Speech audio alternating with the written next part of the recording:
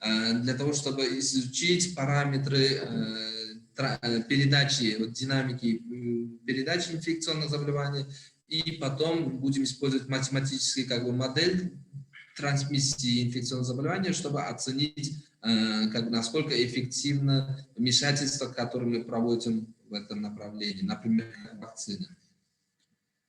And also we want to talk about what are the parameters that are important in dynamics of an infectious disease transmission from the reservoir to the patients or from one case to another case. И также мы рассмотрим, как инфекционный, агент инфекционного заболевания будет передаваться из резервуара или же из одного человека к другому, и посмотрим, какие имеются причины.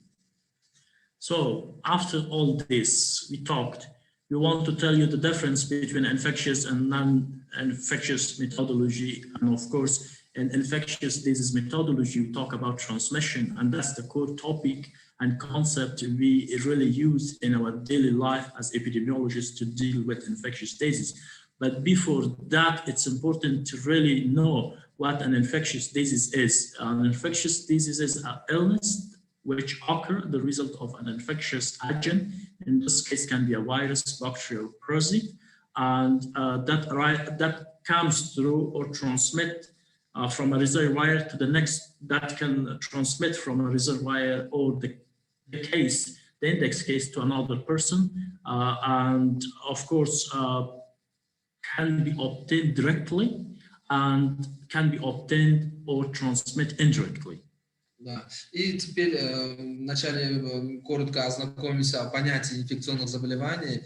Вот согласно определению 1995 года, это инфекционное заболевание, это специфическое, это передача специфического инфекционного агента из резервуара или же из какого-то инфицированного человека или же животного, да, к другому здоровому или же к не имеющему инфекционного заболевания человеку или же персоне, и через каких-то прямым путем или же через неопосредованными путями.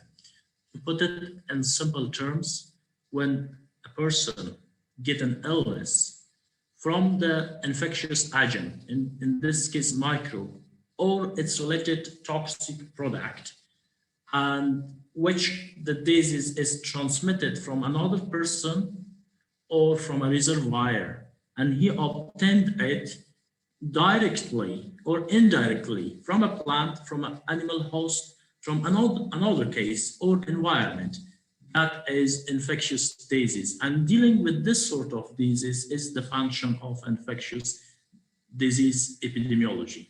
Да, и основной функцией эпидемиологии инфекционных заболеваний является определение пути передачи инфекционного агента к хозяину, да, то есть это же было прямым путем или же это было опосредованным, то есть через инкрементов или же животных или же окружающей среды, через предметы окружающей среды и так далее. И вот эпидемиология инфекционных заболеваний занимается вот этим определением и предотвращением этого пути передачи. When we say direct and indirect, we should know what does it mean. Direct means the person get infection from direct contact. It can be skin to skin, mucus to mucus, and also from placenta from mother to the child. Once we call it indirect, of course, there is an interplay between the source, which can be a case, a human, or a reservoir, an animal or a plant. Through an interplay, the patient gets this infection. For instance, we have different categories of disease. We call them foodborne disease. It means that indirectly the food was the reason that the patients got the sickness, or waterborne disease.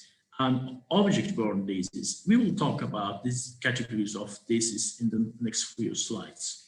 Да, и, значит, когда мы говорим прямой или же непрямую передачу инфекционных заболеваний, мы говорим, это прямой, когда является, как бы, скажем, с кожи на кожу передача инфекции, да, или же через слизистые оболочки, да, то есть, или же через трансплацентарную передачу инфекции от матери к новорожденному, да, это тоже, вот это прямым относится, а не прямой передача инфекции, это то, что является вот как бы еще один, как бы сказать, игрок, то есть между человеком и бактерией стоит, да, например, скажем, заражение через отравление как продуктами питания, да, здесь играет вот, как промежуточный как бы игрок, это здесь продукты, или же через воды, да, то есть инфицирование через воду, здесь вода и так далее. So, before moving into this modes of transmission, direct and indirect, I want to just stop a bit here in this slide to tell you about what is the difference between infectious disease and non-infectious disease epidemiology. Of course, once we work in infectious disease epidemiology, then the prevalence really affected the incidence. The more prevalent the disease is, we think as epidemiologists, the incidence will be more at the end of the day. The prevalence affects the incidence. However, in non-infectious epidemiology, the prevalence does not have any impact on incidence because it's not communicable. If we have like 100 people with myocardial infarction, which is non-infectious disease, then this is a prevalence. For example, 100 people with myocardial infarction in a village of 10,000 population, then we can calculate the prevalence. But this 100 people in that 1,000 population does not impact the incidence.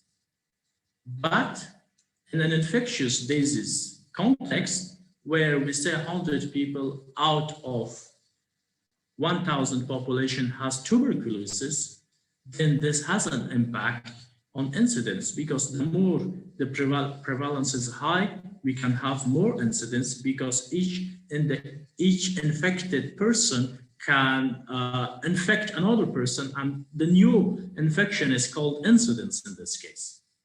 Да. И, значит, по поводу разницы между инфекционным заболеванием и неинфекционным заболеванием. Как вам известно, например, скажем, инфекционные заболевания, они, вообще в медицине имеется понятие распространенность и инцидентность, или же первичная заболеваемость, мы говорим. Например, скажем, в неинфекционных заболеваниях, да, скажем, 100 человек имеет инфаркт миокарда в какой-то популяции с населением 1000 человек, да? В этом случае вот распространенность это 100 человек неинфекционное заболевание, да, и это не влияет на первичную заболеваемость. То есть если 100 человек заболели, то они не могут как бы заразить инфарктом миокарда новых других людей. То есть она остается, первичная заболеваемость как бы 100, так и остается, то есть не влияет. А если, скажем, 100 человек заболели инфекционным заболеванием, таких как туберкулез, то они будут, как бы сказать, влиять на первичную заболеваемость. То есть они будут инфицировать, один человек будет инфицировать другого здорового человека. И в этом случае вот второй человек, который заболел, он будет новым случаем. То есть это влияет на инцидентность или же на первичную заболеваемость.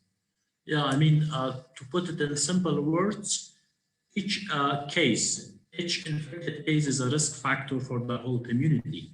But in a non-infectious disease context, the diseased person is not a risk factor. So it's the whole concept of transmissibility.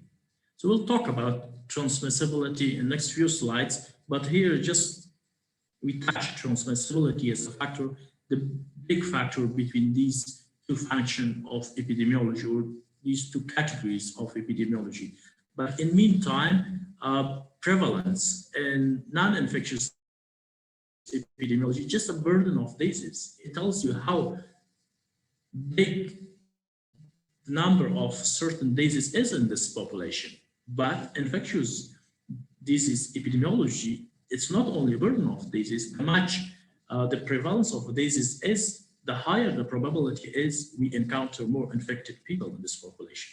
Да, и вот в этом случае получается, что мы, как бы сказать, вот эта распространенность и первичная заболеваемость, да, они общем, как бы в целом составляют общую заболеваемость. И в этом инфекционном, как бы, заболеваниях, да, это очень имеет важно иметь, знать, насколько распространена какая-то инфекционное заболевание, потому что она влияет в целом на общую заболеваемость в этом популяции. И, как бы сказать, вот это инфицированный человек в данном обществе является фактором риска данного болезни. Поэтому очень важно знать распространенность этих болезней. Okay. And also in infectious disease epidemiology, the contact is critical because once you work in this epidemiology, the contact tracing, how many people the index case was in contact with, then you can really measure how big the infected population is. But this concept is not of use in non-infectious epidemiology. Да. И также инфекционная эпидемиология очень важно, как бы сказать, отслеживать число контактов, контактировавших людей, так как они тоже являются потенциальными, как бы, зараженными людьми и имеющими заболевания. Поэтому, да, в этом случае очень комплексный подход требует данный, как бы, предмет. And the result of infectious disease, people will be immune, but the result of non-infectious diseases, people will not be immune. Let's say an example, measles can produce some immunity. And of course, if somebody has a heart attack, he's not immune even for a certain period of time. He can have a second or third attack in short period of time. Да, и потом, как бы, иммунитет может быть сформирован после перенесенного инфекционного заболевания, а у нехронических, как бы, инфекционных заболеваний, то есть неинфекционных заболеваний, иммунитет не сформируется. Вот тоже разница между ними. If we put every individual in the community, in terms of his exposure to infections, he can count under one of following categories. Да, и некоторые термины для того, чтобы описать лиц, которые, как бы, в эпидемиологии. Susceptible individuals in the community are those people who are not affected, but are able to be infected once exposed. Да, и значит, это восприимчивый, или же, как это восприимчивый, как бы, индивид, это человек, тот человек, который не заразился, как бы, да, каким-то инфекционным заболеванием, но может, как бы сказать, если при встрече, да, с возбудителем, он может развить эту болезнь. Yeah, it means susceptible individual is not infected yet. If somebody is infected, he's not susceptible anymore. He's already infected. So one of the characteristics of susceptible individuals in the community is they are not infected. But if they face the risk factor or exposure to the exposure, then they are the first people to be infected. So moving on to the second category of the people are the infectious people who are infected and are able to transmit the infection to other susceptible individuals. Да, и, значит, так, это восприимчивые люди, это те, которые еще, здоровые, но когда они встречаются с риском фактора, то есть это в данном случае это инфицированным человеком, да, то у него появится это заболевание. А второй термин это инфицированный человек, это тот, который, как бы сказать, и уже имеет возбудителя, то есть он заболевание инфекционное, и передает это, как бы, агент этого инфекционного, как бы, болезни другим восприимчивым лицам. If they are infected, but they are not able to transmit the infections to other susceptible individuals, in this case, we call them infected individuals, not infectious individuals.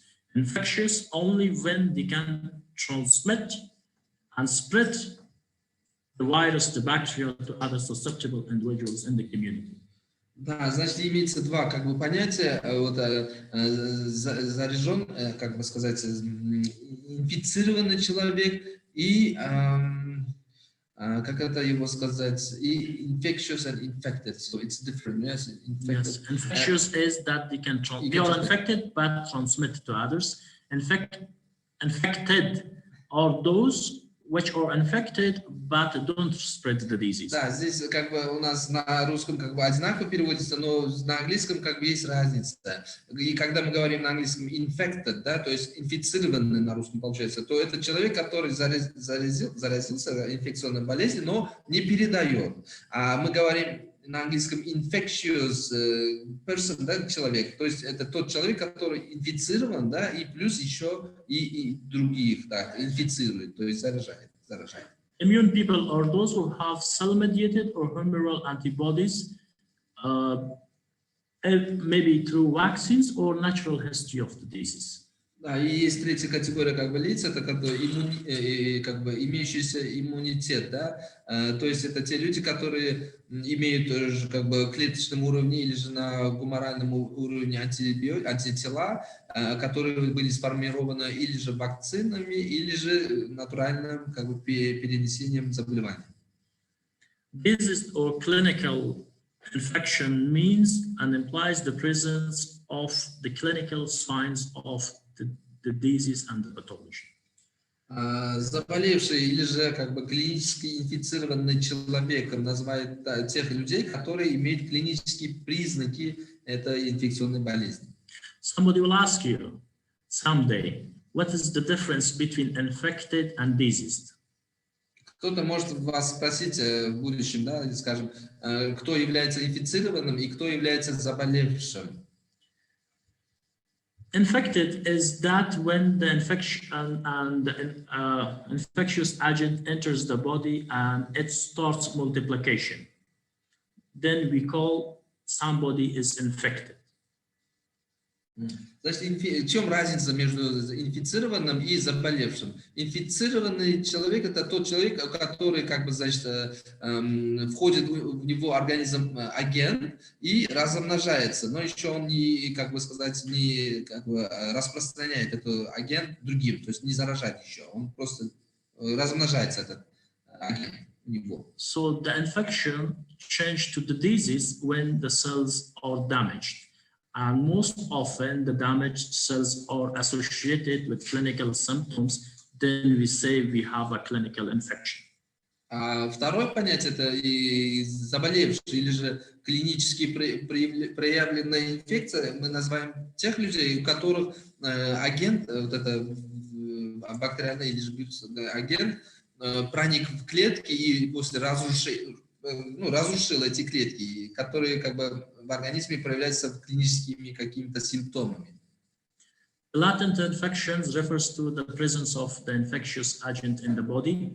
It has already started multiplication, but still has not developed damaging the cell, and we don't have any clinical symptoms.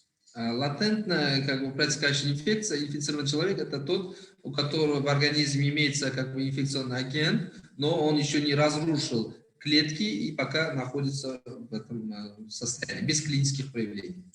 Carrier is a state of an individual who has a protracted infection and spreading the infectious agent.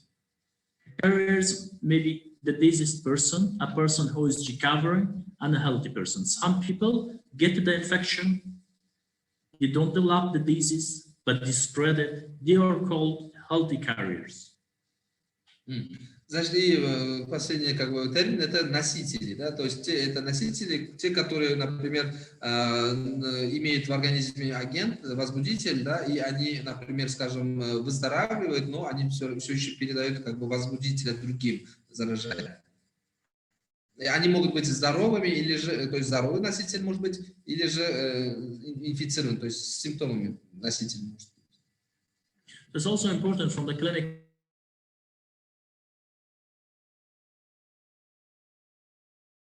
and epidemiology, that category, which are the diseases, perhaps they are spreading the disease, which should be controlled in terms of epidemiological measures.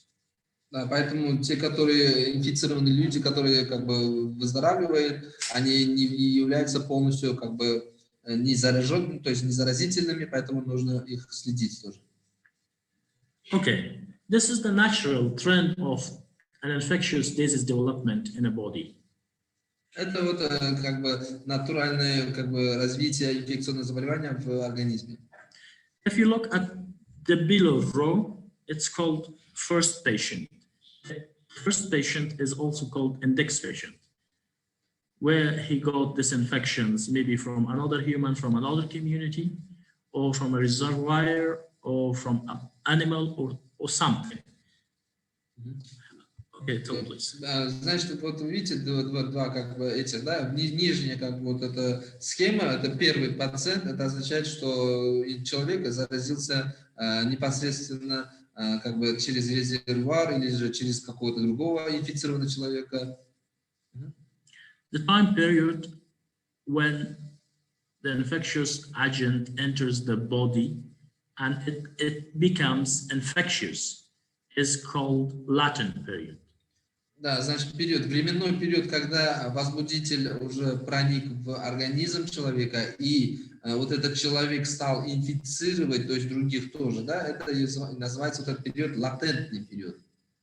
If once an infectious agent entered the body and it damaged the cells, it developed the disease and the clinical signs appeared, the period between an infectious agent entering the body and damaging the cell and the clinical signs appearing is called the incubation period.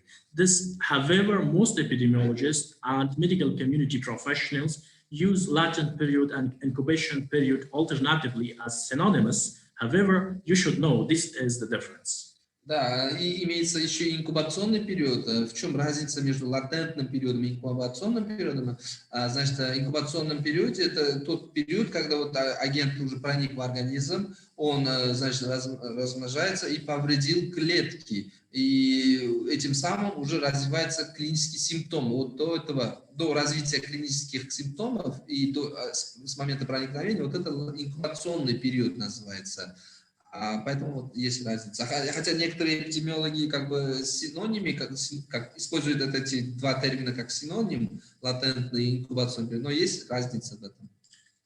Then after the two phases of the being infectious and being diseased, which were calm periods, latent period and incubation period, the latent period of entering the body and then starting multiplication, once as I said, the microbe starts multiplications, then the infectious stage begins. And when the infectious stage begins and the microbes start multiplication, at this stage, the patient can really start spreading the virus or the bacteria or the prozzy, so he can really contaminate the second patient. You see here, the row up is the second patient where the spread started even at the infectious stage where the bacteria or virus started its multiplication. It doesn't necessarily need that the disease develop and the clinical stage of the disease begin, then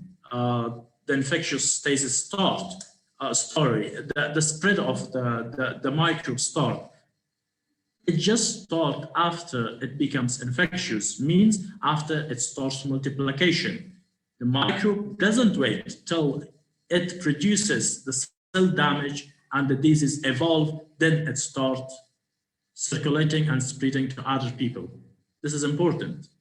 Да, и как вы видите, это после латентного периода начинается период инфицирования, то есть это то состояние, когда зараженный человек заражает других. И как вы видите, этот период инфицирования начинается до проявления клинических симптомов. И на верхнем как бы отдельной схеме указан второй пациент, и когда он заражается от первого пациента. То есть вот видите, после латентного периода уже агент как бы размножается, и не обязательно появление клинических симптомов, он уже будет после размножения заражать других здоровых людей. И это очень важно. Of course, there's another important term that's called serial interval, and it's the time period between the appearance of clinical symptoms of first cases and the succeeding generation, which is appearing of the clinical symptom in the second patient. So this time interval between the clinical appearance of symptoms in first patients and the clinical appearance of such disease in second patient, once you calculate, this period is called serial interval.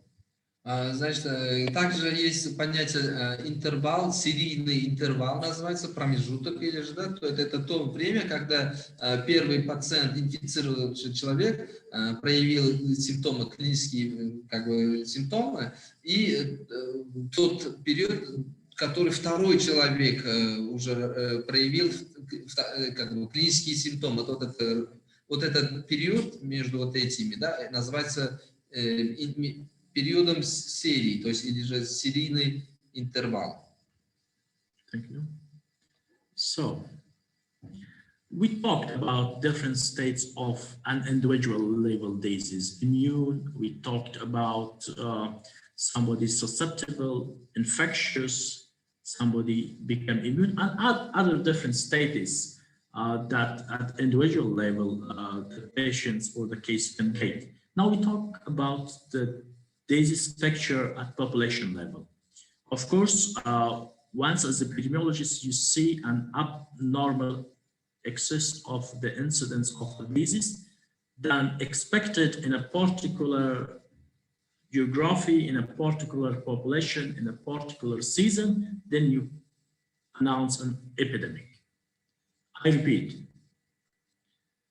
once you see a rapid increase in the number of the cases and incidence of a particular disease, more than expected, in a certain geographic location, in a certain population, in a specific season of the year or time, then you can call and announce a population level epidemic. Why you announce it? Because every epidemic requires investigation and a comprehensive response to control the disease. Да, и теперь мы рассмотрим некоторые термины, которые применяются в эпидемиологии касательно популяционного или же на уровне населения. Это первое, это эпидемия. Да, когда мы говорим эпидемия, это тогда, когда вот, новые случаи какой-то инфекционной болезни, то есть это первичная заболеваемость, да, иногда говорим, вот эти новые случаи, это инфекционного заболевания, появляются в определенной территории популяции, среди популяции, в определенное время. То есть количество вот этих новых случаев, когда увеличивается нормально, как бы сказать, количество, то есть нормально приемлемых количеств. Когда превышает вот эти новые случаи, и мы говорим эпидемия. Для чего мы говорим эпидемия? Для того, чтобы как бы расследовать вот этот случай и предотвратить их. Just to make an example, for instance, last year, the same season in this community, we had like few cases of particular disease, let's say 100. And the year before, we also had like 99, 95 cases. But suddenly we got this year at the same population, in the same village, of the same disease, 200 cases. We were expecting to have 100 cases, or 95 cases, or 90 cases, which shows, our record shows of the past years, of the same time, of the same population. Because when you keep a trend of a particular disease for the last 10 years, then you can expect how many of cases I will have in this population in this particular year. If you say influenza, then you go back. How many influenza cases I had in Tashkent in 2020, in 2019, in 2018, 17, 16, 15. 2012, 2011, 2010. You have the data for the last 10 years, and you see the trend. Every year you had this month, like 15,000 of pneumonia cases.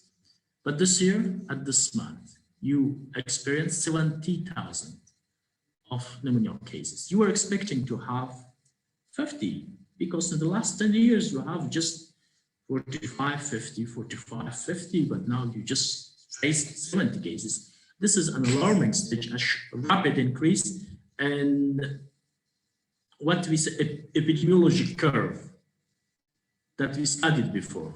This is an epidemic. However, the difference between epidemic and outbreak is this, that outbreak is also a limited epidemic in a limited localized increase of incidence of a particular disease.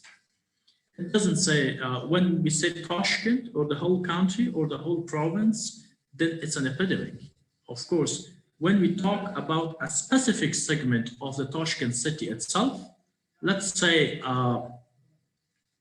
the outbreak of hepatitis C in X hospital in Tashkent city. Once we keep the record of the past and calculate the epidemiology curve, every year at this season we had like diagnosed only 10 cases of hepatitis C. 8 cases, 7 cases. This time we calculated 50 cases. However, this is a rapid increase. It's an epidemic, which is more than our expected number for this month, but it's located only in one facility. So this is an outbreak. Да, и пример к этому термину, когда мы называем эпидемией, да, например, скажем, какое-то заболевание инфекционное в прошлом году в это же время, да, в этом же территории было 100 новых случаев, а в предыдущем году было 95, скажем, да, и если в этом году, в новом году будет такого же, как бы в этом же территории этих случаев будет 200, то это будет как бы называться эпидемией, то есть это 2 раза увеличивается. Мы ожидали, что в этом году тоже будет где-то 100 или 95, но получилось 200, поэтому мы говорим эпидемия этого болезни. Или же, в другом примере, это как гриппа, да, возьмем.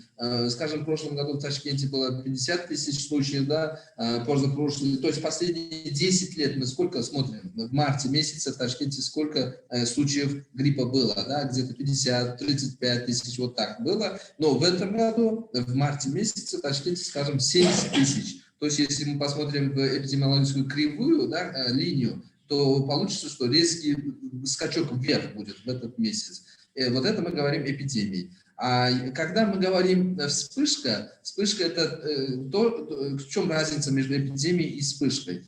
Например, скажем, в Ташкенте, да, тоже гепатит С, скажем, в прошлом году было 10 как бы случаев, да, позапрошлым тоже где-то 10 или 8, вот так. Но в этом году в Ташкенте произошло 50 новых случаев гепатита С. И все эти новые случаи расположены в одном больнице. Вот в этом случае мы говорим вспышка. The persistent and constant presence of a particular disease and infectious agent within a specific geographic area and a specific population is called endemic. All the diseases present in the population, which are constant and they are according to our expectation level, are endemic. All endemic diseases can be epidemic once we see an epidemiology curve unexpected level of increase. И когда мы говорим эндемия, это то, что когда в определенной как бы популяции, да, то есть в территориальной, географическом как бы разграниченном как бы местности, каждое время происходит как бы увеличение какой-то болезни, то есть имеется болезнь, наличие инфекционной болезни имеется, в этом случае мы говорим эндемия. Но если же, как бы сказать, это как бы инфекционное заболевание передается в другие, то есть территории, то есть уже увеличивается количество, это уже эпидемия будет. Да? Pandemic is more big. It covers a big coverage area. It crosses the international borders. It's present at the same time in many continents, affecting a large number of population and has political, social, and economical consequences. The example is that we are experiencing now.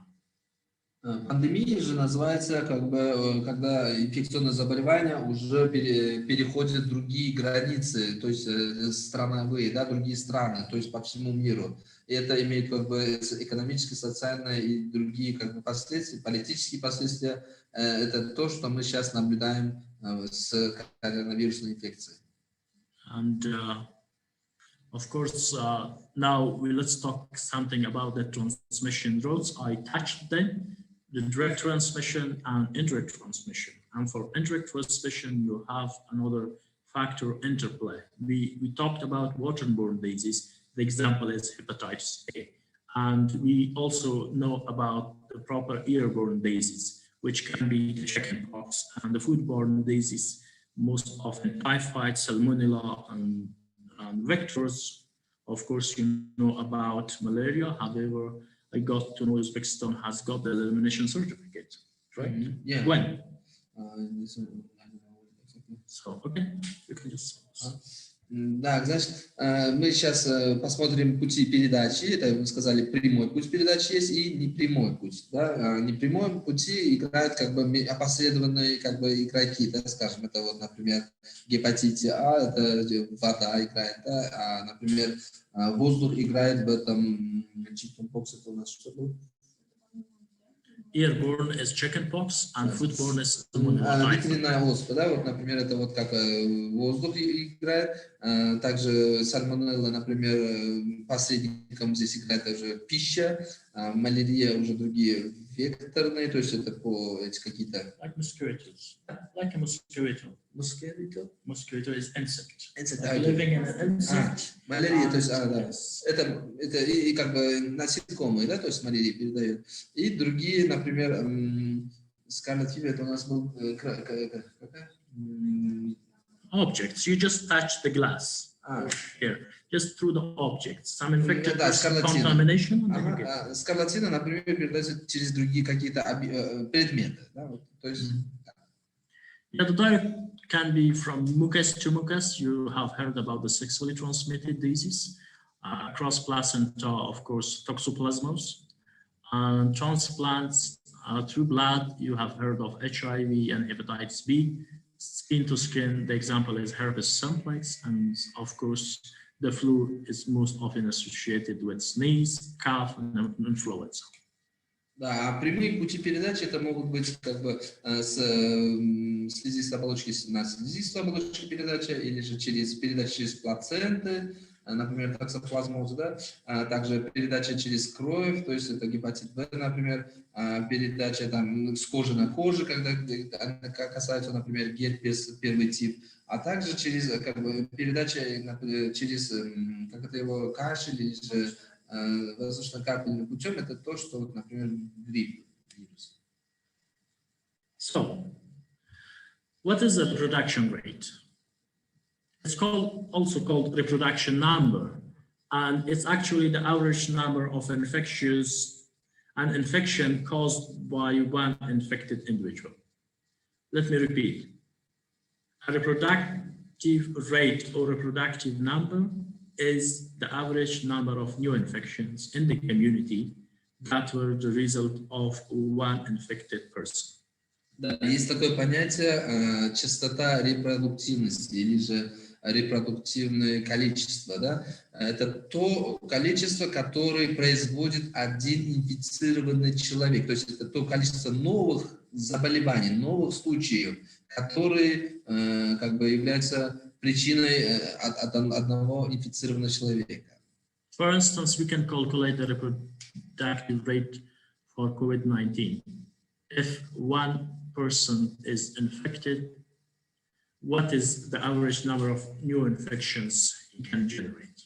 Например, мы можем рассчитать репродуктивную частоту коронавирусной инфекции COVID-19, да? То есть сколько один зараженный человек может заразить других, сколько новых человек. This is usually done when epidemiologist studies a disease and they actually calculate and enumerate the contacts and those contacts that reduced the disease. It's simple. Somebody, index case, was identified. Epidemiologists identified him and interviewed him where and how he was in contact with how many people, in which places, how many people he met. However, this is a traditional method of contact tracing.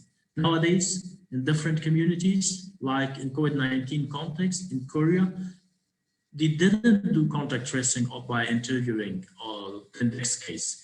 They just used the mobile data, geolocation, where the person was, and then the investigation team went on interviewed people, and then they made the contact map, and on average, they calculated how many people, new infections were the result of one infected individuals, and they were able to calculate the reproductive rate. Why it's important? Because we can forecast how many cases we have now, what is the reproductive rate of this infections, how many on average new infections will be the result of one infected person, how many infected people we have in this community.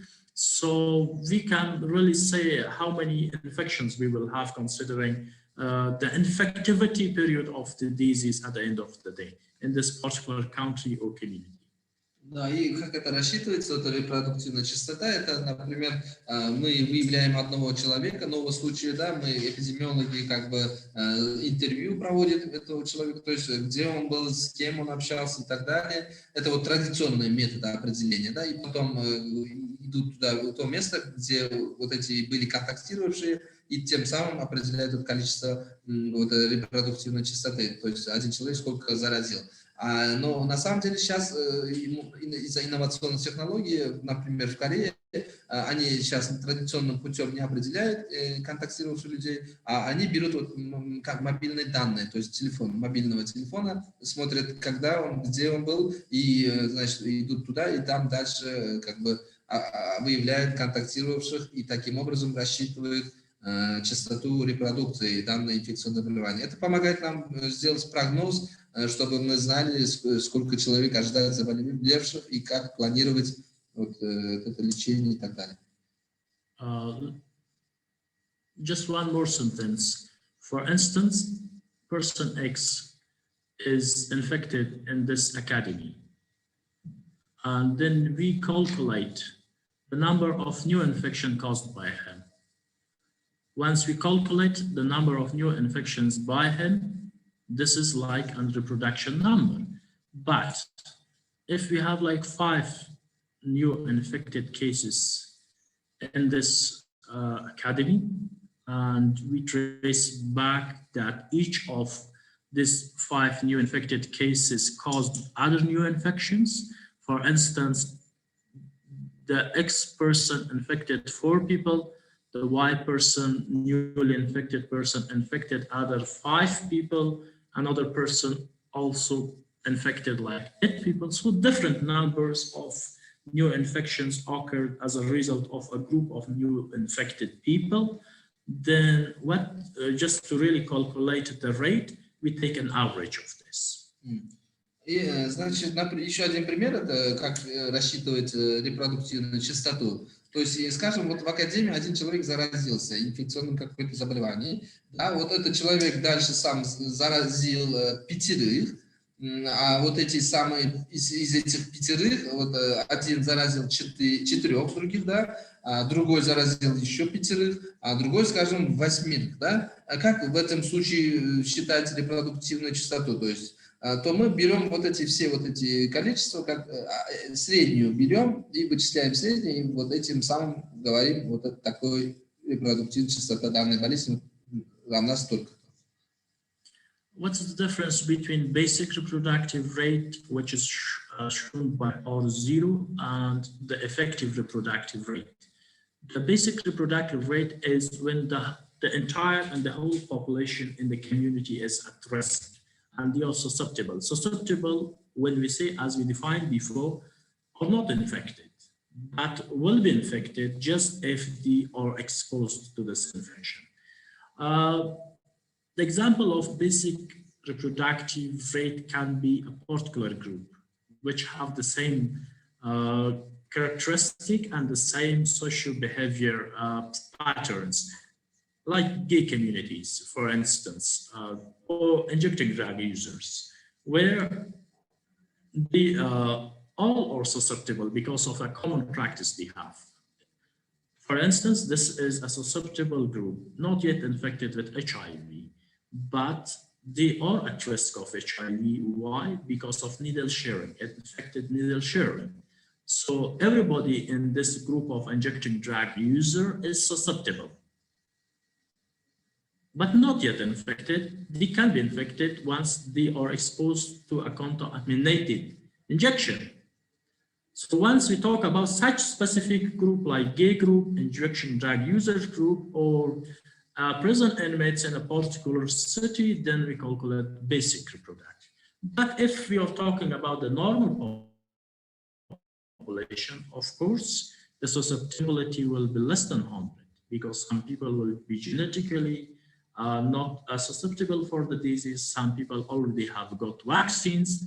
So in this case, the susceptibility will be less than 100. In this case, we calculate the effective reproductive rate, and how we calculate it is the proportion of susceptibility times the basic reproductive rate. И, значит, имеется как бы два понятия как бы расчета репродуктивной частоты. Это базисная, которую мы определяем, значит, символом R0, и эффективная репродуктивная частота R. В чем разница? Базисная репродуктивная частота – это то, что это, как это его, число новых случаев среди уязвимых категорий населения. То есть, скажем, мы же сказали, это susceptible, это как уязвимые, группа риска, да, те, которые уязвимые или же чувствительные, да, к этому инфекции. То есть, например, риск развития ВИЧ-инфекции среди людей, у которых гомосексуалистов, да, или среди тех людей, которые используют наркотики, да, инъекционные наркотики. То есть они все являются чувствительными к ВИЧ-инфекции, но они пока здоровы, у них нет этой инфекции, но они являются чувствительными, потому что используют это иглы или же другие эти. И они становятся заболевшими только тогда, когда они будут инфицированы иглой, будут калить себя. Да? Вот в этом случае мы говорим базисная частота репродуктивности. То есть вот один человек среди тех, которые вот этих групп, сколько человек может он заразить вот это. А эффективная частота репродуктивности, это касается целого населения, и она всегда бывает меньше 100%. Почему? Потому что среди населения есть те, которые генетически так устроены, которые не воспринимают, то есть не развивают какое-то заболевание у себя, или же они вакцинированы, или же так далее. Поэтому как она рассчитывается, это пропорция чувствительных умноженная на R0. So how is the effective? The effective, we say the whole population is not susceptible. The susceptibility rate is less than 100 because some people already got vaccine and some people are not susceptible because of their immunity status, their genetic level. So how we calculated this? First component is the proportion of susceptibility. Alternatively, epidemiologists call proportion of sustainability that choose the proportion of susceptible population. It's also called attack rate. It's simply calculated by the number of new infections divided by the number of total population at the beginning of the epidemic started. Because why we say this at the beginning of epidemic started, perhaps during the epidemic some people will die, some people will departure, some people will migrate. So that's important that you say how we calculate the attack rate or proportion of susceptibility in the population is that how many new infections occur in a certain period of time, let's say 1 month, let's say 80 people got infected, and we have a population of 1,000, then you just divide, you get a proportion.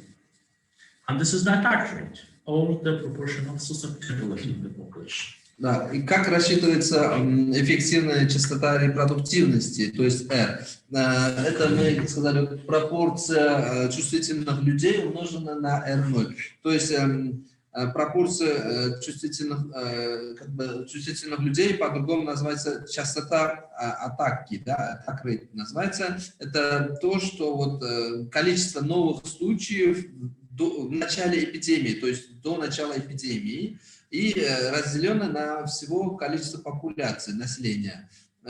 Почему мы берем до эпидемии вот это число? Потому что во время эпидемии много людей могут умереть, то есть выпасть из нашего исследования и эмигрировать в другое место. Поэтому данные будут неточными, поэтому берется в начале эти данные, цифры. As we said, the reproductive rate is the average of new infections caused by one infected individual. If the RO is more than one, it means the infection is on spread, it's rapidly spreading, and the epidemic is evolving, and epidemic is emerging. It means R0 is more than one, that the infected individual has the ability and power to infect more than one person. If there are 10 people infected in the community, each of them has ability to infect more than one person. So this is a situation where we can say that epidemic is emerging. Да, и если вот частота, репродуктивная частота, базисная репродуктивная частота будет больше единицы в вашем расчете, то это означает, что эпидемия уже развивается, то есть происходит эпидемия. То есть что означает, что один инфицированный человек может заразить еще другого. То есть если у вас 10 инфицированных, то они могут по одному, по крайней мере, заразить, и будет 20. То есть будет эпидемия нарастает. If the reproductive rate is equal to 1, which means one infected individual will just infect another individual, not more than one. That is, we say then the new infections and incidence rate will remain constant. In this case, once we have a persistent, constant rate of infection in a particular location and time, we call it endemic. So we say the status of this disease is endemic and will be endemic because one infected individuals can only infect one person. And we will not see a protuberance of the epidemic curve at a certain point of time. If one person can infect more than one person, then you see a just higher epidemic curve, then that's called epidemic. If one person infect one person over time, then that leads to a constant increase, not a protuberance, and this is called endemic. Да, и если наша частота репродуктивная, базисная частота репродуктивности равна единице, то это означает, что один человек только может заразить одного человека, не больше одного. В этом случае это, константа, да, то есть одинаковая эндемия, это называется. То есть это кривая, эпидемиологическая кривая не будет очень такой высшей, да, то есть параболической такой, будет константной, стабильной.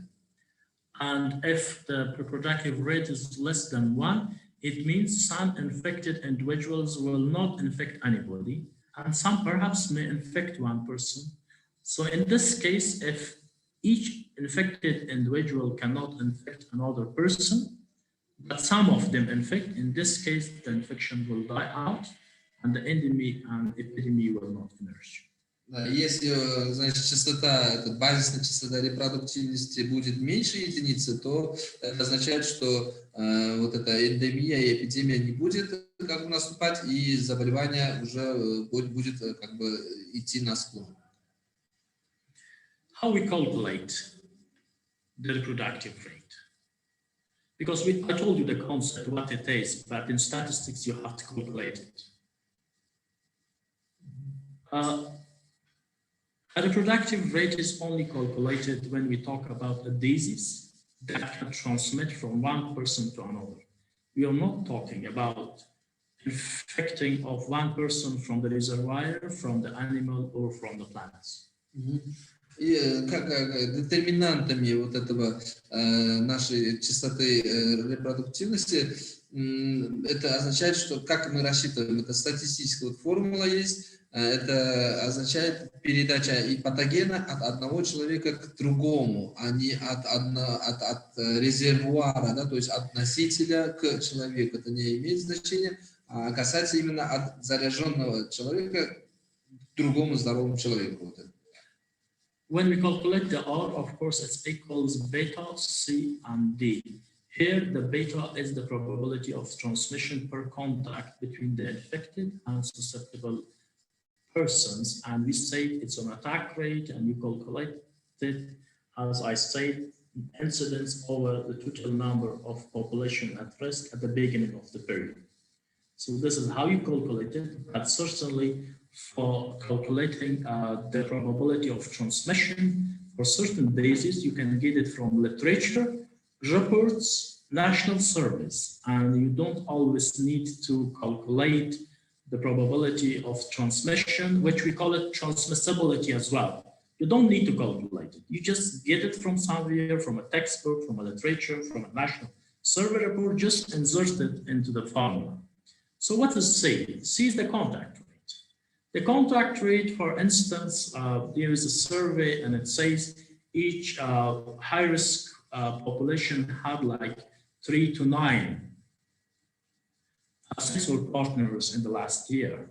So, or if it's food poisoning case, how often the person visited this restaurant which was providing contaminated food.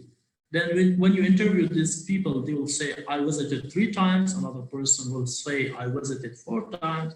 Another will say, I visited 10 times. From this data you collect, you can calculate the number of people who you interviewed and how many times each visited. You just sum it up, divide it over the total number, then you calculate the contact rate.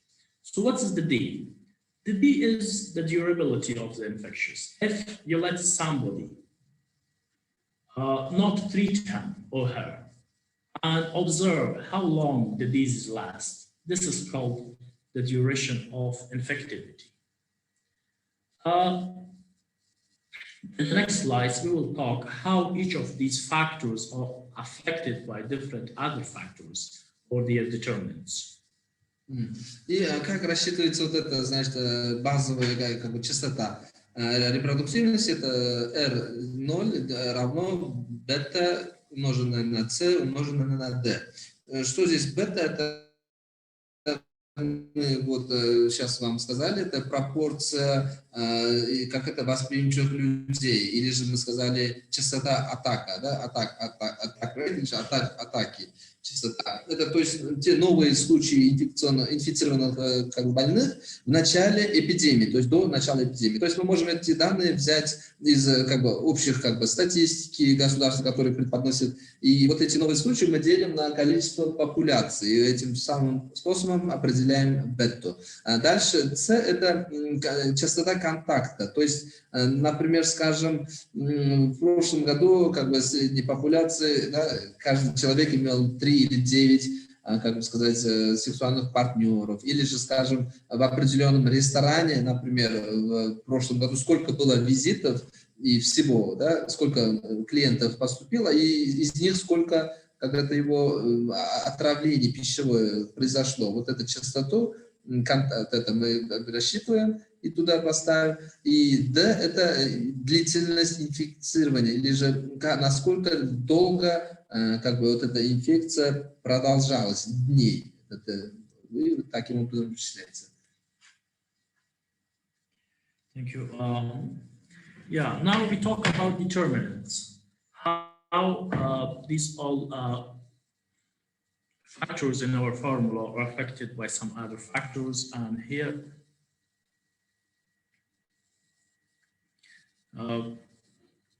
let's stay in that slide. I'll tell you. The D is affected by the treatment. If you treat, of course, it affects the duration of infectivity. And the contact rate is really if you talk about an open place and if you talk about a confined place. The contact rate, if you're calculating in a prison setting, if you are calculating it for a daycare center, if you are calculating it for the old people house, then of course it will be affected. So we'll have a higher chance of calculating higher contact rate. Or if people, or how much they often they wash their hands or use antiseptics. For instance, if the population use more antiseptics and wash their hands more frequently for a particular disease, of course, where these factors are important for contact, more hand wash reduces the contact for certain diseases. For instance, let's say gastroenteritis, or using antiseptics and living in an open area or in a confined area. These are the determinants. You should, when you calculate it, you should think of it. And the duration is affected by treatments. Да, значит, частота контакта это зависит от как это его исследования, что вы исследуете. Например, скажем, фактором риска пищевого отравления является плохое несоблюдение гигиены, да, то есть используете вы антисептики, часто ли вы моете руки, да, в этом случае, если те люди, которые часто моют руки и используют антисептики, вот эта частота контакта будет низкая, количество, да, вот это коэффициент.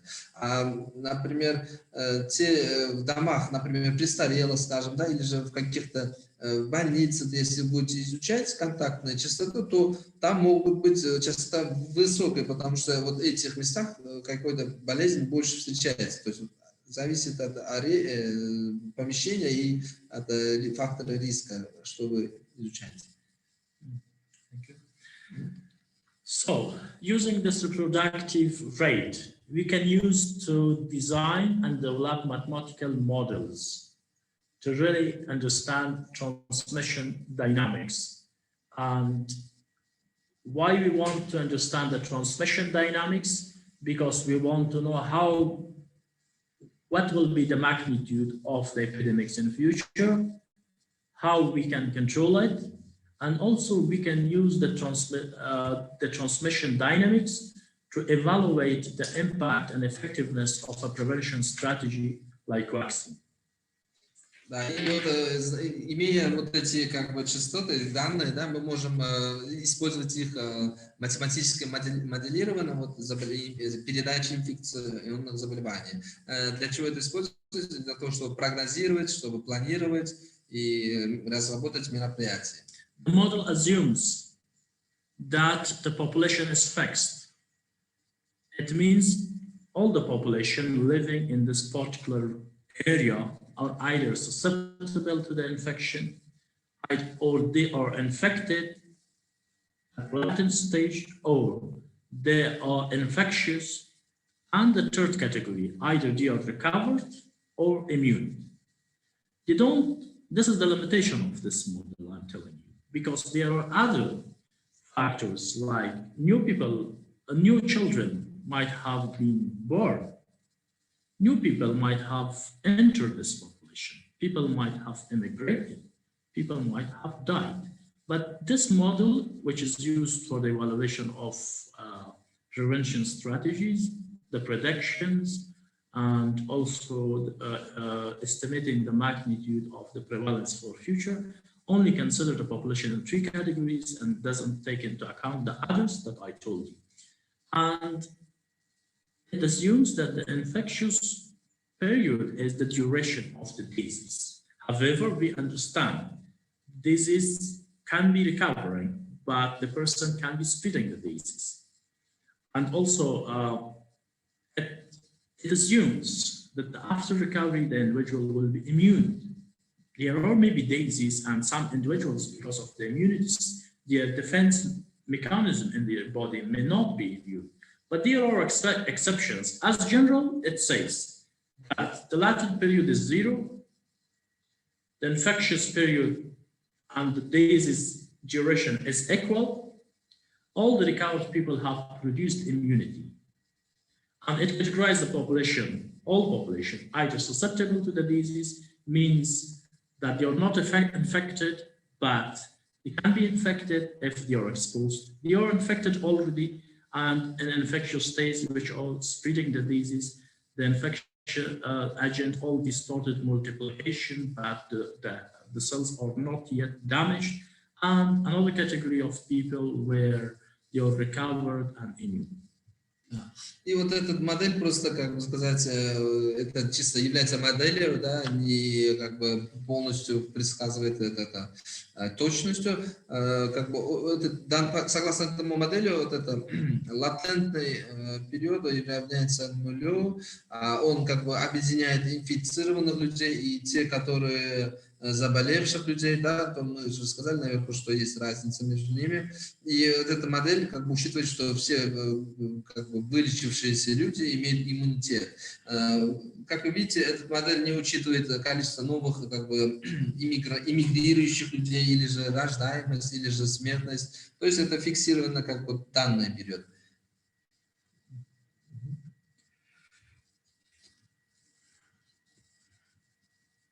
This is an example of how we use SIR model. The SIR model is just S for susceptible, I for infectious, R for recurrent, because this model categorizes the population in these categories. This is an example of its calculation. Вот это значит пример SIR, это что означает? S это восприимчивые люди.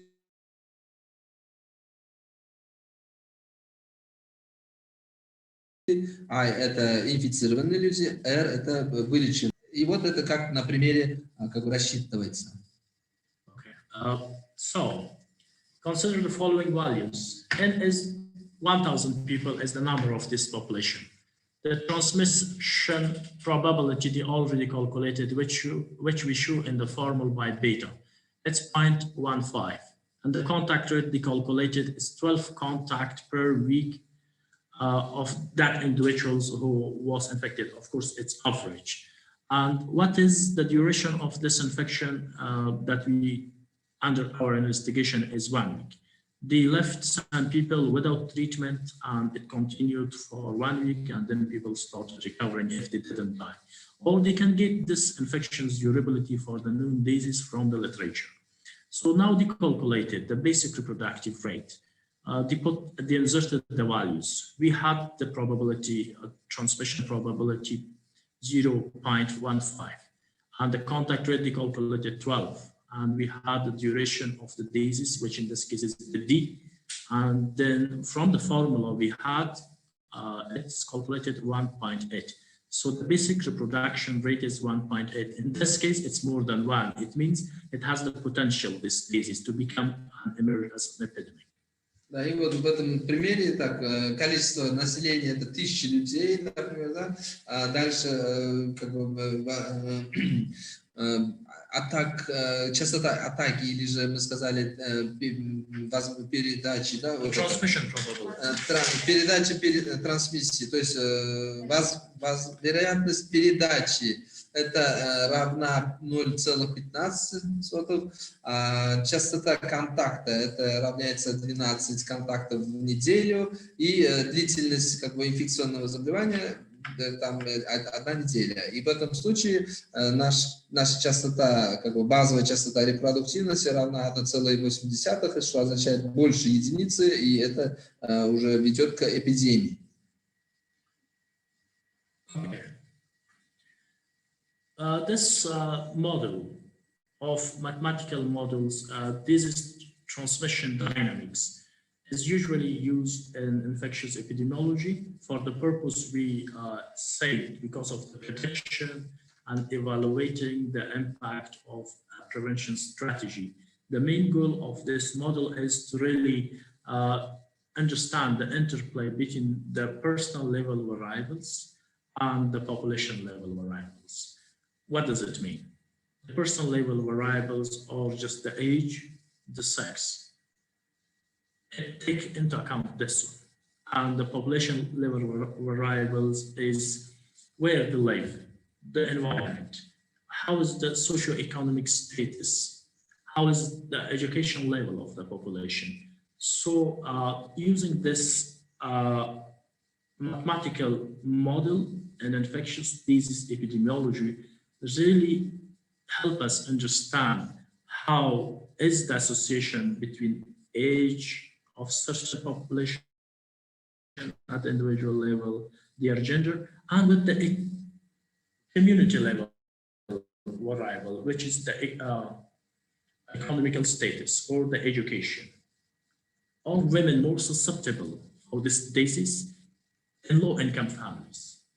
Are the men more susceptible to this disease in high-income families? So it established a link between individual level variable or indicator and the population level variable.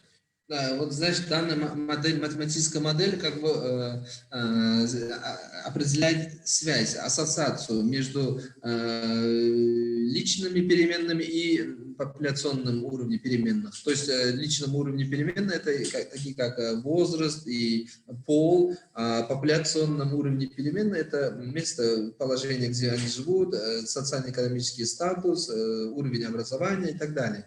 Ну, скажем, насколько имеется связь, например, мужчины с высоким доходом больше страдают, или же женщины с низким доходом, да, вот это они ассоциацию проводят. So why we developed the model? I told you some of them. To establish a link between individual level variable, to understand such dynamics and links. If age really an important individual level variable and comparing to socioeconomic status and education level in the community for being susceptible for a particular disease. This was one of them. Now I list why we develop a model that I said like SIR model, right? So to understand the system of transmission of the disease in the population. Is the disease more spreading among the men or the women? Is the disease spreading among the aged population or the children? And how is then the link of that with the population level attributes?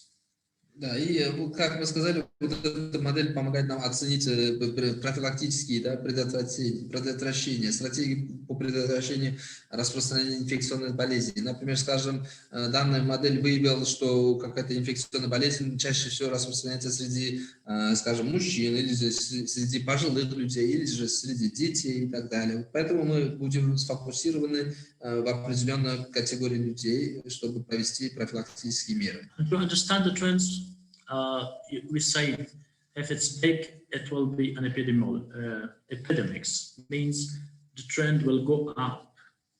And if it's equal to 1, of course, then we will have a flat epidemiology curve. It's a trend. Then we don't have like up and down. Then, of course, if we say it's less than 1, when we calculated the model, then it's important to know that the epidemiologic curve will be coming down. So it tells us about the trend as well. И также вот эта модель нам помогает оценить тенденцию этой болезни. Да? Если мы сказали же, если равна будет больше единицы, то это будет тенденция к увеличению эпидемии. Если будет как бы равна единице, то это будет стабильное как бы эндемическое явление. А если будет ниже единицы, то это будет уже спад.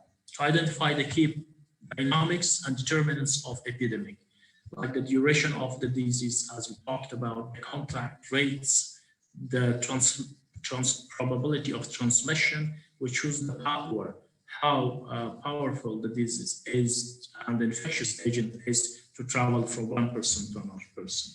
Следующим как бы, причиной является это определение ключевых детерминантов, да, этой эпидемии, то есть насколько сильным, то есть, является как бы, вот эта болезнь, определить ключевые переменные причины, которые приводят к распространению этой болезни. And also you, as I said, to really estimate the magnitudes of the disease in future, I explained to you how we can do that, right? Также мы сказали, да, насколько как бы широко использовать вот эти стратегии в будущем, да, то есть как это прогнозирование. For instance, I said if one person can infect 2, another person infect 3 and 4, and then we know the contact rate and the duration of the disease, how long it will continue in one individual. using that formula, we can really determine the future of the epidemic. Да, то есть мы же сказали с вами, да, что один человек, например, 5 этих заражает, другой 4 и так далее. То есть мы можем как бы прогнозировать, да, насколько это может продолжаться, то есть насколько один человек будет заражать и как долго он будет вот так продолжаться. In the last few slides, I will just talk about the use of the model in evaluating the impact of prevention intervention. A vaccine which is used for papillomavirus prevention. Последние пару слайдов я с вами, значит, как бы ознакомлю с эффективностью использования вакцины папилломавируса. So, of course, these are the different categories of the transmission models. You just can look at them. It's not really necessary you go into the depth. We have selected one model to really use it, how we can use this model for forecast and measuring the impact of prevention strategy. Let's say we use one model to really see the impact of COVID-19 vaccine, or we develop such model to evaluate the impact of papillomavirus, which causes the cancer, cervix cancer among the women. So we talk about that. So there are different types. Just this slide is for you to know this is not one of the model. This is not all the model that we use for evaluation. There can be many models. We use, because of the time, one of these models. Имеется несколько моделей, как бы, да, но мы в этом случае будем с вами как бы рассматривать только один модель, то есть насколько вакцинация, да, предотвращает риск развития заболевания. So, I mean, the deterministic model is the one we just talked. It's the SIR model. We say it divides the population into 3 groups: susceptible, infectious, and recovered. And it really says that the infectious period and the duration of this is the same. It's more categorical, and it says what happened and what does not happen.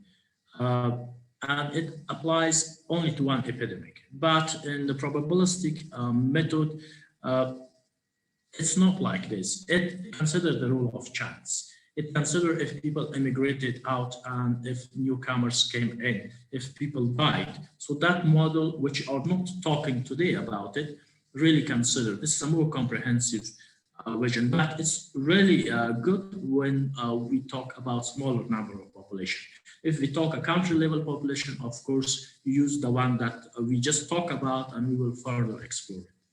Да, и вот и как то, что мы с вами сегодня обсудили, вот это SIR, да, то есть это восприимчивые, инфицированные и выздоровленные, вот эта модель, да, которая учитывает это больше всего подходит, когда мы определяем, как бы оцениваем инфекционные заболевания на население, да, на страновом уровне, да. А если, скажем, будет мало людей, да, в каком-то местности, мало где человека, то мы используем вторую модель, которая вот прогностическая вот модель, другой, который учитывает уже тех, которые эмигрировал, тех, которые приехал, умер и так далее, вот эти. Now, of course, you got a simple formula of the reproductive rate, and we explained to you what the transmissibility and the beta is and how it's calculated. We also talked about the duration of infectivity. We also explained what do we mean by contact rate. But to calculate this, of course, we need data. We also calculated an example. The question is, from where we get this data? Because as a practitioners, if you ask to calculate the model for a certain prevention strategy and for a certain model for a specific disease, evaluate an infection prevention strategy for that, then you need to calculate and have data for this. Where this data comes from? Да. И для того, чтобы как бы рассчитать, да, вот эту модель, использовать эту модель, нам нужны данные. То есть мы рассмотрим, откуда источники, да, откуда мы будем брать данные, чтобы рассчитать вот эти формулы. И мы будем сейчас это смотреть. For the transmission probability, I told you how to calculate it. The number of incidents over the number of total population at the beginning of the period. But all the times, you don't need to count all the new cases, the incidents, and then understand what is the number of total population, and then divide it, and then you know when the epidemic was started, because you don't have this time and resources. Usually you get it from the published literature. For instance, this table from a textbook and from a peer-reviewed journal tells about the transmission probability, which is the beta, among the sexually transmitted diseases. If you see the first column is the name of the infectious disease. For instance, Neisseria, gonorrhea, chlamydia, and then the second column, which this is the cause. Gonorrhea, urethritis, syphilis, genital ulcer, HIV-1, which produce AIDS at the end of the day. Then at the third column, you see the probability, the transmission probability, the alpha, or the attack rate. If this disease have, we talked about, how to calculate this. Now, for HIV, it's a range. For others, it's just, so we have this already. And so when we calculate for a particular disease, you get it like from this. And for each disease, epidemiologists already calculate. Да, и значит, как вы знаете, это мы в формуле рассчитывали бетту. Да? Бетта – это пропорция, то есть возможность трансмиссии, то есть это частота атаки, да, это то есть до эпидемии сколько человек новых случаев было, и это делим на общее количество популяции. Но из-за того, что у нас иногда не хватает времени, да, чтобы вот это следить и так далее, мы берем вот такие данные из научных статей, которых опубликованы, да, разными учеными. Вот, например, в этом примере приведены вот 4 как бы столбца. В первом столбце это название инфекционного агента, второй столбец это название заболевания, которое приводит этот агент, третий столбец уже бета у нас уже приведен. То есть сколько один партнер заражает, сколько партнера, да, то есть 0,5, 0,6 и так далее. И последняя колонка это продолжительность этой болезни в годах. Okay. So, and also epidemiologists did observational study of all particular disease to extent possible that if they leave a patient untreated because of certain disease, what would be the infection durability or the duration of the infection. So now on the last column, you see for these all infectious agents, which are sexually transmitted infections, and then the disease, you'll see the average duration. If they are not treated in years. For instance, Neisseria, if left untreated, it will continue half year, 6 months. And if urethritis, which is a disease caused by chlamydia, if left untreated, then it will continue for 1 year. It's on average. It's not an absolute number, okay? Then the same. Okay. I mean, you can say. Да. И вот эта последняя колонка, которая D, да, длительность инфекционного заболевания, продолжительность, это указано в среднем, да, количество, это не конкретное. Например, скажем, Neisseria, да, это гонорея, да, если не лечить лекарствами, то оно в среднем продолжается в 6 месяцев. Если там уретрит, вызванный хламидией, то он, если не лечит, то продолжается 1 год или 12 месяцев. So, where the scientists get this data for calculating the attack rate, which is the beta or transmissibility? They are getting it from contact tracing because they identify how many new cases were developed in a particular time because of that index case. And they get this also data from discordant couples. For instance, it's about calculating the new cases, counting the new cases, because you already know the total number of population.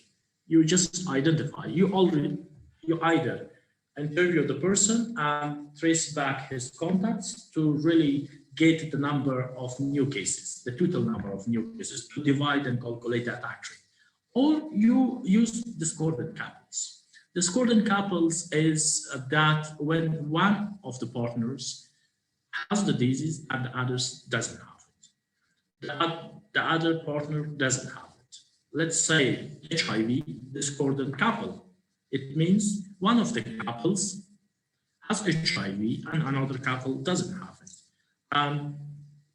You interview the people and they will tell my partner has this disease. And then you know how many of the cases exist, and then you divide and calculate the B. Cordon couples, both of them have it. And also you can do sexuality surveys. You interview sexually active population if their partners had STI. So you get the number of the positive cases in this case. To identify them, then you can calculate it. Да. И как это рассчитать, вот бета, да, как мы еще раз повторяем, это бета, это то, что частота атаки или же частота передачи, да, инфекции, трансмиссии, то есть до начала эпидемии, да, сколько новых случаев было, и вот это количество мы делим на общее количество популяции. Это, значит, источниками могут быть это как бы отслеживание контактов, да, вы определяете какой-то новый случай и проводите интервью, и вы опрашиваете тех людей, которые были контактированы, и спрашиваете у них, наблюдаете, появилось ли у них случай или нет. Вот в этом случае вы определяете новых случаев болезни и делите на общую популяцию, количество популяции. А второе, это дискордантные как бы пары, называют это то, что, например, это сексуальная, то есть инфекция, передаваемая половым путем, например, у какой-то паре имеется, а у какой-то паре не имеется, да, пара, я имею в виду муж и жена, да, и в этом случае вы просто делите вот это общее, берете за одну случай как в пару саму. А третье, это изучаете сексуально активных лиц, которые как бы докладывают о том, что у них это имеется инфекционная болезнь. Source of the data for the D, of course, the records on the duration of the disease. Somebody who was positive, then how long the disease lasts. And you just skim the slide because of the time, and also the contact rate. How you calculate the contact rate? You get it from, for instance, we are talking about the example of sexually transmitted diseases. When you contact a sexual behavior survey, you ask the people simply how many sexual partners you had in the last 6 months or last year. Then you know each individual was in contact with how many contacts. Then you calculate the contact rate. Да, из-за того, что мало времени, мы пропустим вот D, это было как бы продолжительность течения болезни, а C это вот это частота контактов. То есть, например, в этом нашем случае инфекция, передаваемая половым путем, мы спрашиваем, сколько контактов вы имели в прошлом месяце или же в прошлом году и так далее, и вычисляем частоту этого. Let me move on to next slide. So the number of partners in the last 5 years, this is a British national survey on sexual attitudes and lifestyles in 2000. You see, the number of contacts is really different among the female and male. Some had like 1, another had no new partner. Some had 2, some had 3 to 4, and some had more than 10. So we don't have a unique number. That's why we just don't say the number of the contacts. We just calculate the contact rate. Да, и вот в этом слайде приведены данные, проведенные британским национальным исследованием. Здесь вы видите, это частота встречаемости контактов. Мы не говорим количество контактов, мы говорим частота встречаемости контактов, потому что у мужчин и у женщин имеются разные как бы частота, да, данные. So, as you saw in the last lecture, in the last slide, the contact was not homogeneous. Somebody had 2, somebody had 1, somebody had 10. It means that we cannot assume all individuals have the same contact rate. For sexual behaviors, it's important that we talk about a core group, a small group of individuals with high-risk behavior.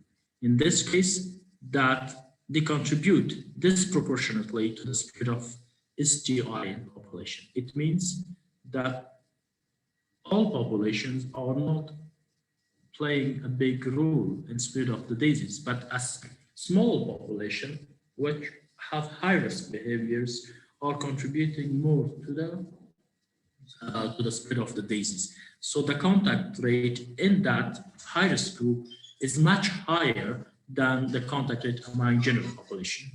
Да, и значит, это частота контакта, как вы видите, не всегда является гомогенным, да, то есть одинаковым, они разные.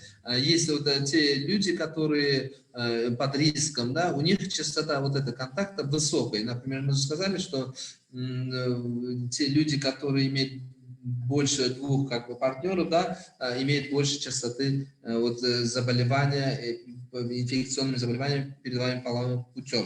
А те люди, которые население, которые имеют только одного партнера, то у них будет низкое. Because it's a sexual behavior, particular and a pattern of certain high-risk group, then the disease become concentrated in one group, and that's called concentrated epidemic. Да, потому что это связано с поведением, сексуальным поведением, и эта инфекция встречается чаще у тех, кто имеет больше, как бы, плохое это сексуальное поведение, имеет, да, вот так. So, this is the bottom line. You just remember beta, C, and D. Beta is the transmission probability, C is the contact rate, D is the duration of the disease. You have understood the challenges and limitation. You have got the data sources used to obtain the value for these transmission probability, the contact rate, and the duration of disease. And you understood why we need these parameters. They are called actually parameters. These three parameters. Why we need them? We calculate the model. And we also told you the purpose of generating the models. Да, и вот это для нашей модели это нужно бета, С и Д данные. Для чего? Для того, чтобы прогнозировать курс вот этого каких-то болезней. Now we, as I promised, just 3 more slides, 5 minutes, to see the real applicability of the model. As I said, we will talk about a human papilloma virus and how we use the model to evaluate the effectiveness of its vaccine on the spread of this disease. There are over 40 types of HPV and potentially infect the epithelial lining of the sexogenital organs and tracts. Да, и вот последний как бы слайд, 5 минут еще времени, и мы закончим. Пример, это человек, папилломавирус человека, да, как вы знаете, это имеется больше 40 видов, и в основном они, как бы сказать, инфицируют находятся в аногенитальном тракте, эпителиальных, как бы, покрове, да? Okay. So some of these types are cancerogenic. This cause the cancer of cervix among the women. And some of them just cause genital warts. And they are called low-risk types. Да, и есть высокий риск, как бы вирус папиллом человека, и низкий риск. Да, высокого риска они вызывают рак. HPV can be present in 40% of asymptomatic women in their reproductive age. Как вы видите, от 5 до 40% как бы женщин могут иметь асимптоматичные, то есть не иметь симптомы во время своего репродуктивного возраста, но иметь вот это как бы вируса. 70% of adults once in their lifetime experience HPV. И в среднем 75%. 75% в среднем 75% всех людей, взрослых людей, один раз хотя бы в жизни будут и сталкиваться с этим вирусом. The vast majority of these infections doesn't cause any health effect and will be cleared in 1 to 2 years. В основном все эти инфекции не вызовут какое-то заболевание и в течение 1-2 года будут исчезнут из организма. The infection will stay longer in women than men, and of course, if a woman is infected with HPV, if she's supposed to develop the cancer, the time period will be 10 to 15 years. Да, и значит, у женщин вот это, если инфекция и будет находиться у женщин, то есть период от инфицирования до развития рака шейки матки пройдет от 10 до 15 лет. This is the global map, and it shows the prevalence of HPV around the globe in 2002. The dark blue shows the lowest level, which is 9.3%. You see the rate, which is often the Horn of Africa and Latin American countries. 87% of the population have been infected. И вот это данные по всему миру по распространенности рака, значит, как это его шейки матки, значит, это вот красные это те страны, у которых наивысшая распространенность. Uzbekistan will be somewhere between the light blue and the yellow, ranging from 9.3 to 16%. Узбекистан находится в середине, это где-то 9,6 до 16, на 1000 населения, на 100 тысяч населения. Okay, just to avoid this virus, which may lead to the cancer, there are 2 vaccines available. Да, чтобы предотвратить этот тип рака, имеется 2 вида вакцин. The first one was developed by Merck. It's called Gardasil, and it protects against HPV-16, which is the main leading cause for the cervix cancer, and HPV-18. And this type caused most of the worst. And the vaccine efficacy that we calculated at the beginning, we just calculated 48% for just a therapeutic vaccine, right?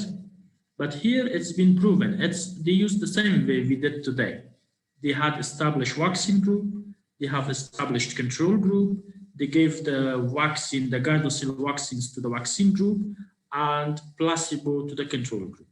Then they identified how many of the HPV infections were developed in the vaccine group and how many of the control group got this disease. And then they calculated the infection risk. Once calculated the infection risk, they calculated the vaccine efficacy. Да, и вот эта вакцина, имеется 2 вида вакцины. Один Gardasil, производство от Merck. Значит, это в основном он убивает, направлен напротив это папиллома вируса человека 16 и 18, которые часто вызывают онкологию. И эффективность вакцинации получилась 89%. Это было рассчитано так же, как мы с вами в начале нашего урока рассчитали. То есть мы разделили 2 группы: в случае контроль, в случае дали вакцину, контроле дали плацебо, и у тех, кто развивался, да, в случае этом, насколько эффективно вакцина предотвратила вот это случай, вот это 89%. Actually, this is approved for use in girls and women age range 9 to 26 years. Да, и это рекомендуется использовать в Канаде у девушек от возраста от 9 до 26 лет. So if you want to calculate and use this theoretical population level model just to evaluate the effectiveness of this vaccine on the prevention of this disease and this infection, we will put it in context. we have a sexually active population. And the authors defined it that having the contact of more than 0, that this sexually active group have more than one partner at this period of time. And the vaccine benefit is to reduce sustainability, reduce transmissibility, and reduce the duration of the infections. The vaccine failure includes take, degree, and duration. Just a second will tell you, if you read somewhere, what does the vaccine take mean? The vaccine can provide protection, but for a certain period of time. Let's say 6 months. After 6 months, the person may be able to get the infection and become sick. So this is the take of the vaccine, the 6 months. Protection for a certain period of time.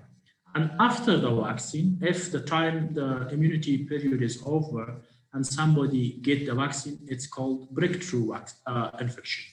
If somebody gets before the vaccine and become sick, it's called natural infection. И вот, значит, здесь придается как бы данные, как бы сказать, насколько эффективна профилактика вируса папиллома человека. И если мы скажем, есть эта продолжительность, есть эта длительность как бы вакцины. Ну, если человек до начала вакцинации заболел, это мы говорим натуральным способом он заболел. А если он, скажем, после вакцины, это тоже вакцина имеет как определенный период, который имеет силу, то есть это, скажем, 6 месяцев, после этого надо будет еще как бы вакцинироваться, то есть вот это надо учитывать. See this. This is a population.